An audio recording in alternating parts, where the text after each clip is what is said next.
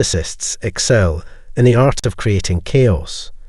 They masterfully manipulate situations, transforming even the most serene and peaceful environments into stressful, chaotic, and panic-filled nightmares. This is why I called them merchants of chaos. They can turn tranquility into turmoil, making life unbearable for everyone around them. In this way, they resemble demons, bringing hell with them wherever they go, as they believe others are the cause of their torment. Welcome to the show. Today, we'll delve into how a narcissist expects you to behave after they've stirred up chaos. If you're interested in learning more, please subscribe to help spread awareness about narcissistic abuse. For narcissists, chaos is as essential as air is for the rest of us. They thrive on disorder, carrying it with them wherever they go. Their internal world is a maelstrom of confusion and instability, and they seek to make the external world mirror this inner chaos. By spreading disorder, they maintain a semblance of control, avoiding the internal shame and insecurity they desperately try to evade. Chaos provides them with a twisted sense of equilibrium, as they derive a perverse satisfaction from destabilizing others emotionally, allowing them to escape their own turbulent feelings. But the question remains, who is to blame for their relentless creation of chaos? Unfortunately, the cost falls on you. While chaos fuels their existence, it's not a natural part of yours. Constant conflict is exhausting. Imagine it's time for bed, and the narcissist stirs up a fight over something that happened 10 months ago. You lie awake, unable to sleep, while they fall asleep soundly, indifferent to your tears. They simply don't care. By preying on you, they maintain their emotional equilibrium, acting as predators in the process. Their twisted logic suggests that after creating chaos, they should beg for forgiveness and work to fix things, despite being the source of the turmoil. Their pride convinces them it's acceptable for you to solve the problems they create, placate them, conceal their misdeeds, take the blame, and even punish yourself or others they victimize. Chaos isn't just about their actions or words, it's the turmoil you endure while they rest. Seeing you in pain provides them with a sense of relief. Let me share some personal experiences. My father is an overt narcissist, while my mother is a covert one. Both created chaos in different ways and reacted differently after causing their own brand of havoc, especially toward me. My dad was a master of chaos. He would break things, yell, scream, and hit, both mentally and physically battering those around him. After his outbursts, he would become very rigid, leaving us utterly exhausted. No amount of pleading could move him. These episodes often happened on big days, like parties, and a single perceived slight would set him off. Feeling criticized and overlooked when the event wasn't about him, he would erupt into a frenzy of anger and chaos. He would be responsible for taking us to the event and playing a significant role, but instead, he would destroy things and become abusive in multiple ways, ultimately refusing to participate. In contrast, my covertly narcissistic mother caused a different kind of chaos, one that suffocated us emotionally. She wouldn't scream, yell, or hit anyone. Instead, she would make faces, avoid eye contact, or act like she was in pain on important days, subtly drawing attention away from the event and toward herself. She would pout and appear to be suffering, making it impossible for me to enjoy the day because I was constantly worried about her health. These experiences have profoundly altered how we perceive holidays and celebrations. Birthdays, anniversaries, and holidays have become synonymous with arguments and turmoil. People would blame you for things you said or did, even when there was no reason for conflict. It would seem like you were the one provoking them. This is where derive comes into play, déni, attack, and reverse victim and offender. They would deny starting the fight, switch roles, and make you out to be the aggressor while they played the victim. They will undermine your self-esteem by highlighting faults you don't actually have.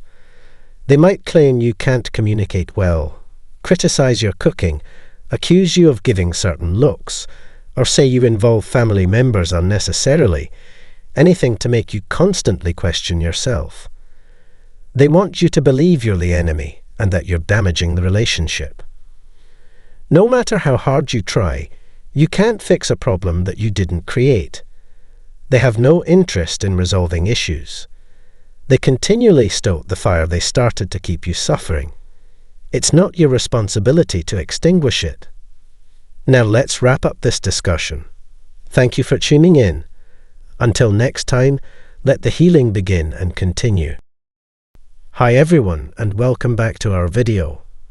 There are a lot of you who have thought what happens when a narcissist realizes they were wrong to fool and take advantage of you. First, let's explore the spectrum of narcissists, ranging from the lower to the mid-range, including subgroups like lesser and mid-range narcissists. Often, these individuals remain oblivious to their selfish behaviors and the way they exploit others. When do narcissists realize they've wronged you? The truth is, they usually don't. Those who exhibit minimal selfishness fail to see the manipulation at play because they are too absorbed in themselves. Lesser narcissists, in particular, rarely recognize that their actions are wrong or harmful. That's why they often respond with a shrug or a clueless what. Their actions go unnoticed, and when they do acknowledge causing a problem, they dismiss it with indifference. Their attitude is essentially, take it or leave it. I'm sorry you don't like it. Don't bother me if you disagree. They handle such situations with complete apathy. Now, dealing with a mid-range narcissist is like encountering a wrecking ball. Some mid-range narcissists might be aware that their actions cause distress, but they never see themselves as manipulative. They justify their behavior, saying things like, I know you don't like it when I ignore you for days, but if you weren't always nagging, I wouldn't need to take a break. From their perspective, they're merely reacting to what they perceive as your unfair behavior. Their pride convinces them that you are the problem, so they take control. Narcissists have a skewed perception of their relationships and behaviors. They see themselves as victims of others' bad behavior, not as manipulators. They believe their actions are responses to unfair treatment rather than attempts at manipulation. This warped view means they don't recognize their own manipulative behaviors. Some mid-range narcissists might even boast about being puppet masters, claiming they can control people effortlessly. But this self-image is flawed. They think they're executing complex strategies when, in reality, they're engaging in manipulation they're not fully aware of. Their inflated sense of self-importance blinds them to the true nature of their actions. Their tricks are not what they say they are. They are lying to themselves when they say they are being manipulated. Some people think they are saying they are good at manipulating others, but this is just a lie they are telling themselves. The most important thing for lighter and mid-range narcissists is to not see themselves as manipulators. Their ego hides what they really want. They control people naturally and effectively, without being aware of their goals or being conscious of their actions. This reaction is like flinching at a loud noise before you realize it's a danger. Narcissists lie quickly to show they are in charge and get rid of supposed threats, but they don't realize it. They may be aware of how they act, like when they yell or ignore someone, but they don't know why they do what they do, which is to be dominant and successful. Lower and mid-level narcissists often manipulate others without even realizing they're doing it. They don't see themselves as dishonest. Younger or mid-range narcissists are usually unaware of their own manipulative behaviors. When they play games or try to control you, it may not be immediately obvious. Imagine what happens if you give in to their demands. They may sense they've done something wrong, thinking, maybe I shouldn't have done that, but this realization is fleeting. You have three choices: give them control and what they want, which satisfies them; challenge their control and give them nothing, which frustrates them greatly; or give them something while still threatening their control, which causes moderate irritation. Narcissists rarely feel remorse or admit they're wrong, even when these responses would be appropriate. They don't reflect on their mistakes or take responsibility for their actions, because doing so would undermine their manipulative goals. Without shame or self-doubt, they can continue their behavior unchecked. Narcissists are unlikely to feel bad about failing to manipulate someone. When they get what they want, they don't blame themselves. Instead, they project blame onto you. If things go wrong, it's because you didn't follow their plan or said something they didn't like. In their eyes, they're never at fault. Lesser and mid-range narcissists are particularly adept at avoiding self-blame. It's like blaming someone else for hitting your thumb with a hammer while driving a nail. They just don't take responsibility. If a mid-range narcissist says, "My life's ruined," and acts remorseful, stay cautious. They might claim, "I've made things very hard for others," or "I did everything," but they're not truly sorry. They crave sympathy and don't believe they're wrong. Their vanity drives them to feign regret to manipulate you further. In dealing with narcissists, it's crucial to recognize their tactics and maintain your boundaries. Understand that their expressions of remorse are often just another strategy to control you. Stay grounded, trust your instincts, and seek support from those who genuinely care about your well-being. Never say they're wrong, narcissists. People who are less and medium-level narcissists don't understand that messing with or controlling you is wrong. People who say a narcissist can see their mistake may not understand narcissism, be emotionally swayed, or be listening to a mid-range narcissist bragging about how great they are and how much they need to keep power, thinking they regret it when they don't. I promise that we can't. We don't plan to do that. Hey Ultras, how about we? It's okay for us to know that we're tricking you. Why do we do what we do? We do this because we really think we can play these kinds of games with you. In fact, we like it. Your emotional reaction and the fact that we are the puppeteers make us feel even more powerful and important.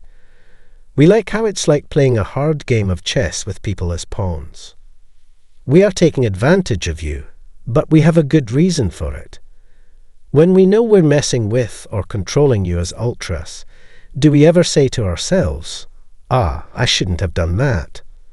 For starters, our moves rarely go wrong. Most of the time, our major goals are easily met by the things we do. We try our best, but sometimes we fail. A victim may end a relationship and get away from us, or they may do things that bother or challenge us. Our tricks work most of the time, but they don't always work. It doesn't matter if we feel bad or say, "Oh no, that was a mistake." We change our strategies to deal with the issue, and most of the time they work. You can be brought back if you run away during the first Vancouver. In no way do we say, "Yes, this was our mistake." What we really think is that you betrayed us and did something bad. You left because you were stupid and didn't like being with us. You can criticize what we did, but we had a good reason for it. You made this happen, and we may have pushed you to leave us by being mean, but we think you couldn't handle the stress. We won't say we were wrong because we don't believe we did anything wrong. We might bring you back in with a big hoover to fix this, or we might decide we don't need you. We take charge by leaving you, giving up on trying to get you back, and moving on to someone else. Our fuel mattresses make it easy to make this change. Force us to think and feel, We love it when you do that. We think the cat likes having claws.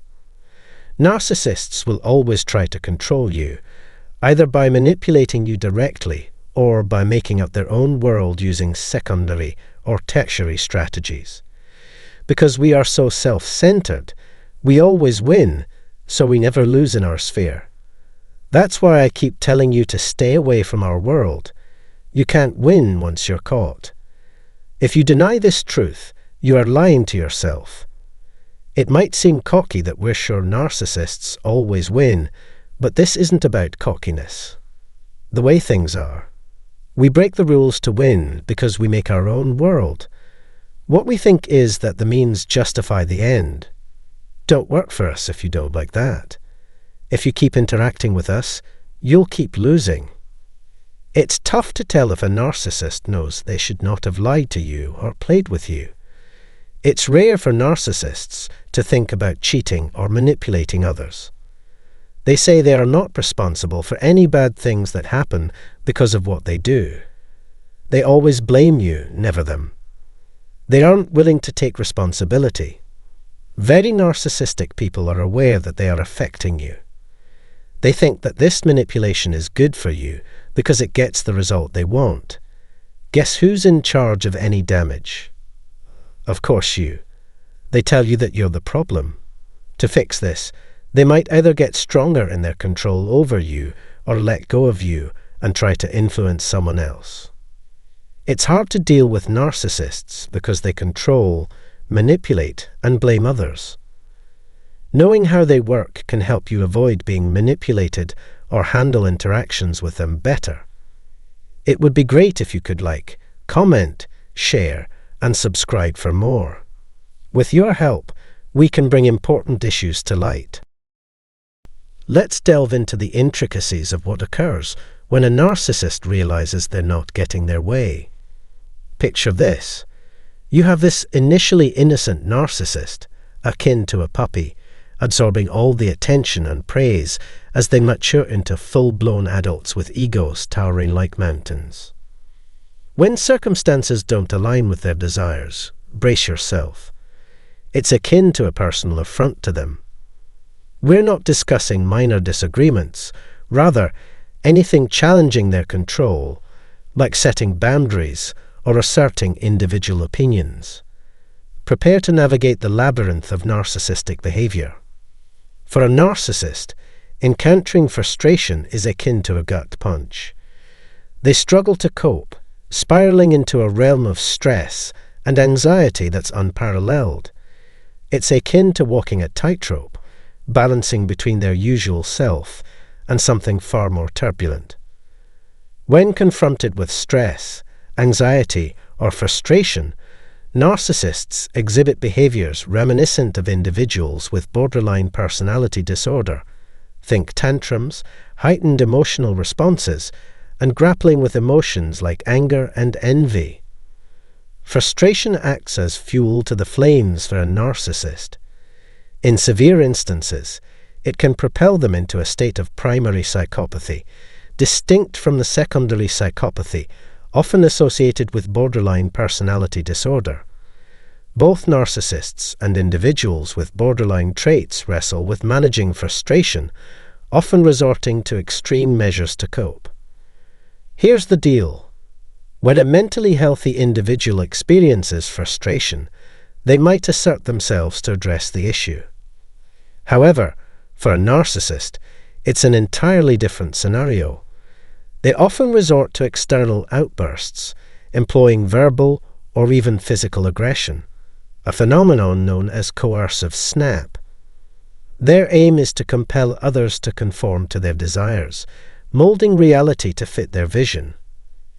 Any resistance or attempt at self-assertion can trigger a violent response as the narcissist seeks to assert dominance. It's essential to grasp that narcissists perceive frustration as an internal battle, often disregarding external influences. To them, individuals and objects are mere extensions of their thoughts, existing solely within their psyche. Therefore, when they experience distress, they interpret it as an internal conflict rather than a response to external stimuli. When provoked, their aggressive behavior aims to alleviate internal discomfort by enforcing compliance with their idealized reality. Narcissists don't perceive people as genuine individuals. Rather, they view them as characters in their personal narrative, existing solely within their mental landscape. Consequently, when they feel frustrated, it's not due to tangible actions in the real world, but rather their imagined portrayal of others causing them distress. Walking away proves futile because individuals persist in occupying their mental space. Unless they can relinquish their mental constructs or exert control through violence, they will remain frustrated. When situations escalate, narcissists can undergo a significant shift in personality, a bit like flipping a switch. In this mode, they become impulsive, destructive, and prone to erratic outbursts that border on irrationality. These episodes, often termed as borderline rage, differ from the typical anger displays associated with narcissism. Initially, when a narcissist adopts a cold and calculated demeanor, they may resemble the archetypal movie villain, focused solely on their malevolent schemes, indifferent to the collateral damage. However, there exists another facet to their persona, where they transform into charming, ideal partners, exuding warmth and kindness. But beware, beneath this facade lies a lurking darkness, poised to reveal its true nature. Despite their courteous and caring demeanor, it's merely a guise to conceal their innate tendencies. Let's ground this discussion. Sometimes, individuals who appear entirely ordinary on the surface harbor malicious intentions underneath. They may wear a smile while clandestinely orchestrating schemes to disrupt your life, whether through spreading rumors or sabotaging your career. The repercussions of their actions can be severe, leaving you profoundly unsettled. Now let's delve into the concept of the borderline state. Picture it as two versions of the same character. The first resembles a volatile volcano, erupting suddenly with bursts of anger or tantrums, typical behavior for a narcissist. The second version is more insidious, akin to a slow burn, where they methodically instigate trouble and then shift blame onto you. This tactic is favored by covert narcissists, adept at playing manipulative mind games. Essentially, when faced with adversity, narcissists can transition into a borderline state. The overt type erupts like a firecracker, while the covert type engages in clandestine plotting and scheming. In certain instances, individuals with inflated egos may feel slighted or perceive themselves as wronged, prompting them to concoct revenge schemes against perceived adversaries. They excel at concealing their true motives, assuming an innocent facade until the opportune moment arises for them to strike. It's akin to a battle waged between two opposing factions. These individuals adeptly evade accountability, convincing themselves that their aggressive actions are warranted. For them, victory is paramount, and failure can trigger a downward spiral into despondency, excessive alcohol consumption, or even detachment from reality. Now let's dissect this further. Some individuals can exhibit alarming behavior, particularly towards those close to them. They may commence with verbal assaults, escalating to physical violence, treating others as objects rather than individuals. If they harbor feelings of paranoia or vindictiveness, caution is warranted. These individuals may resort to stalking or harassing those they perceive as adversaries. Now, onto the topic of revenge. It's a primal human instinct to retaliate against those who have wronged us. Some perceive it as a means of restoring fairness. However, their objective extends beyond mere punishment. They aim to restore the victim's sense of security and ensure the wrongdoer faces consequences. It's about restoring equilibrium and righteousness. However, navigating revenge is complex. It can morph into an all-consuming fixation, an obsession that refuses to dissipate. Left unchecked, it can evolve into a personal vendetta, culminating in self-destructive behaviors or harm inflicted upon others. It's akin to investing all one's time and energy into something that drags them down, perhaps even leading to a descent into madness. Now, let's delve into the realm of narcissistic revenge, an entirely different ballgame. For narcissists, seeking revenge serves as a means to bolster their fragile ego and cope with feelings of embarrassment or disrespect. They perceive themselves as victims, regardless of their role in instigating the conflict. It's as though they feel compelled to assert dominance to reaffirm their self-worth, akin to a power trip. Viewing themselves as untouchable and flawless, narcissists undergo a transformation when faced with embarrassment or challenges to their authority. They enter revenge mode. By punishing those they deem responsible, they endeavor to restore their sense of superiority and control, seeking to reclaim the godlike image they hold of themselves. Should thoughts of retaliation begin to surface, it's crucial to pause and introspect. Ask yourself, what is driving this impulse? Are you safeguarding your dignity, or is it merely a quest to gratify your ego? Distinguishing between motives rooted in a pursuit of justice versus those fueled by self-interest is paramount. Are you inclined towards fairness and pragmatism, or do you find yourself swayed by pettiness and self-righteousness? It's a delicate balance, but discerning your intentions can be transformative. Ultimately, while some yearn for restitution to alleviate the pain inflicted by another's actions, others gravitate towards revenge driven by a sense of moral superiority. It boils down to the path you opt to traverse.